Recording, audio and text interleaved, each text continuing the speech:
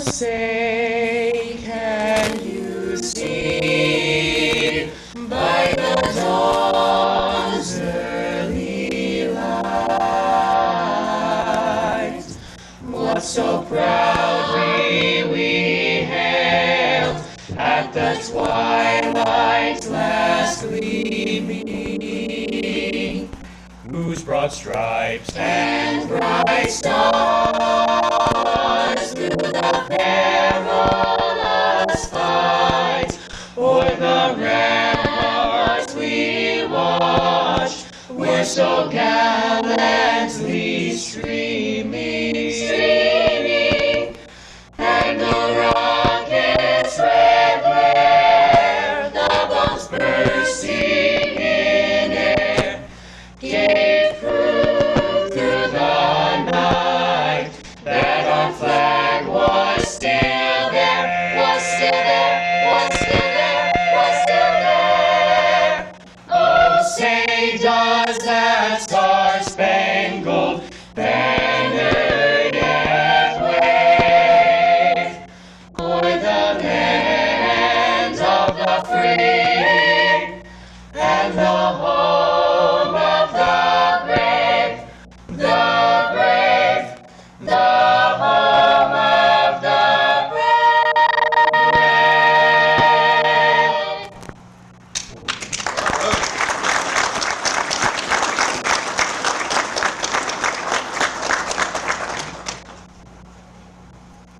I wouldn't trade the years I worked for Sheriff Gilbert for anything. To those that are given, much is required.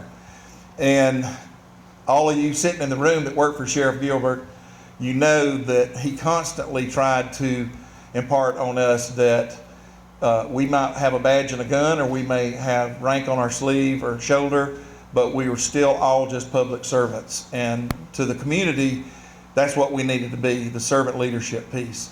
Sheriff Gilbert was elected sheriff in 1980, and we continued to serve for 16 years in the post, bringing the agency from a small organization to a medium-sized agency that embraced new technology, investigative techniques, and law enforcement operations, adding new units such as Beach Patrol, K-9 Aviation, Joint Narcotics Task Forces, school resource officers, and countywide high schools, innovative jail facilities, and a county work farm, and a state-of-art computer-aided CAD, or computer-aided dispatch. Holes, Sheriff Gilbert convinced me that I didn't want to go to federal law enforcement, that I wanted to go local law enforcement, and that I should go see Mama Joe Hunter on Monday after that, and that he would put me through the academy at night and I could work during the day.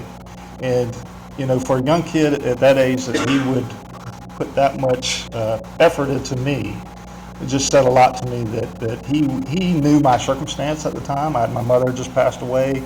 Of course, I'm looking for a job. I'm living with friends, and that he took a chance on me was just God's providence. I'm just telling you that's what it was.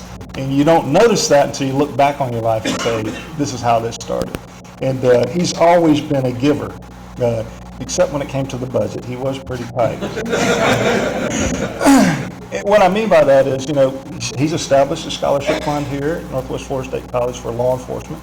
You know, that student that's down the road that wants to go in criminal justice, and Jennifer was a big part of that. Also helps his daughter with the hospice projects, the Christmas tree project that means so much to so many different people, but it just give.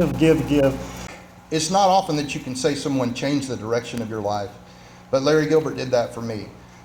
Much like Sheriff Ashley said, our plans were to go into the federal agency, and I'm a hometown boy that's born and raised here, and a lot of people in this room have heard this story, but it truly is that it was he that called me at FSU and said, hey, do you want to come to work here?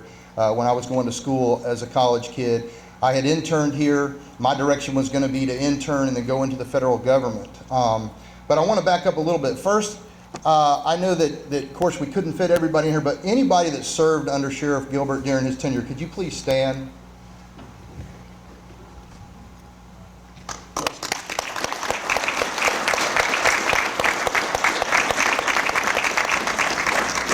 I see a lot of familiar faces, and you know, unfortunately, those of us who've been in this for a while, those faces are, you know, fewer and far between. So it's nice to see some of the familiar faces from back during his tenure, and those that are here to be able to honor him. So, kind of like Larry Ashley said, Sheriff Ashley said, you know, I had a plan, but it all started with him. It actually started with him, and a lot of people that work for me have had to hear this story ad nauseum, and Polly's never even probably heard this story, but I'm going to say this. So, I was a young kid. I'm in the 7th grade, and I get asked to the Sadie Hawkins dance by one of the sheriff's daughters, who we're very good friends to this day. And it truly, I said, you know, I'm a young 7th grader. I'm still playing cops and robbers, and hopefully I'm on the right side of the line of that in the backyard and playing with the neighborhood kids. But I remember coming home and telling my dad, Dad, I'm a little nervous about that. I got a little anxiety. That's the sheriff's daughter. He goes, oh, you're going to the dance, son. That's the sheriff's daughter. And so, being an obedient son, here come that Grand Cherokee Wagoneer with the wood panel inside with that Stetson hat, and I was enamored at that point. And, of course, I didn't know how I would get there.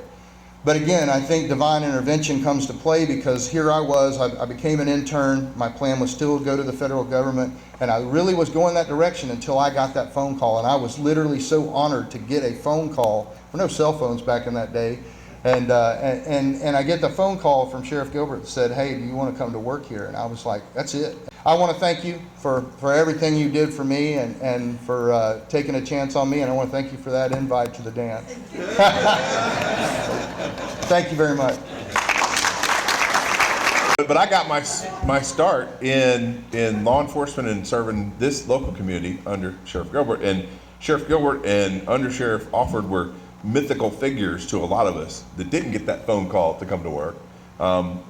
And over the time that I served Sheriff Gilbert, I sort of learned what leadership was about, because I saw it every day. Calm leadership every day. That's the example that he set. Certainly, under Sheriff Gilbert's leadership, we modernized a law enforcement agency that was in much need of that. So she painted this picture, and he's going to look a little younger than he is now. But I think she did a great job, and I think it captures you. So y'all unveil it.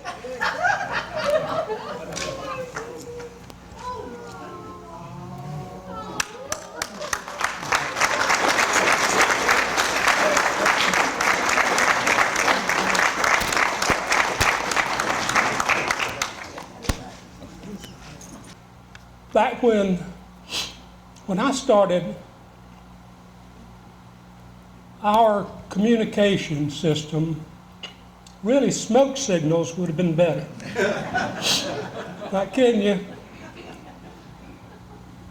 Our dispatch at that time was in Crestview. Well, you could talk to, on those old radios, you could talk to somebody from New Mexico, but you couldn't talk to somebody in Shalimar. It just wouldn't work because of, I think it's Turkey Creek Hill up there. Radio was line of sight, and it just wouldn't work. If you can imagine what it was like back then, during Opal, I think I had probably 7 to 10 employees around me the whole time just to do nothing. When the problem would come in, I'd write a note that says, take care of this, take care of that. And they were running the entire time during Opal. And that went on for about 10 days. And we were all exhausted. This is so nice. You get, for a layman to see what we have in this county and understand it, it's mind-boggling compared to where we were not too many years ago. And all you other guys out there that worked not for me but with me,